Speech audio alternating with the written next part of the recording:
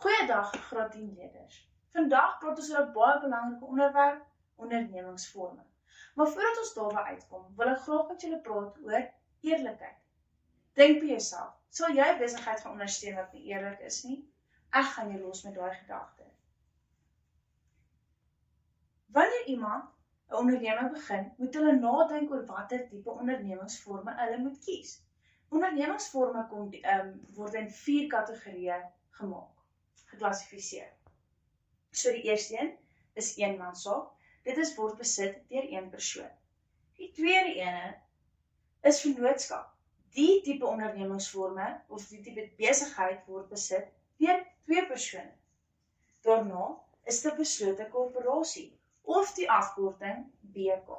Dit is 'n geslote groep lede wat saamkom om 'n besigheid te stig en te bestuur. Dan kry jy laastens 'n maatskappy. Dit is of 'n publieke maatskappy of 'n private maatskappy. Jy moet ook die waarde van eerlikheid in 'n besigheid erken. Dit bou vertroue tussen kliënte en die besigheid. Dit voorkom regsprobleme en reputasieskade en dit lei tot 'n langtermyn sukses en volhoubaarheid. Nou dat ons die verskillende ondernemingsvorme verstaan en weet en die nadele van dit ken en verstaan, kan ons dit ook toepas in alledaagse lewe. Gaan sit en dink watter tipe ondernemingsvorm jy sal wil hê. Dan wil ek terugkom na die gedagte van eerlikheid.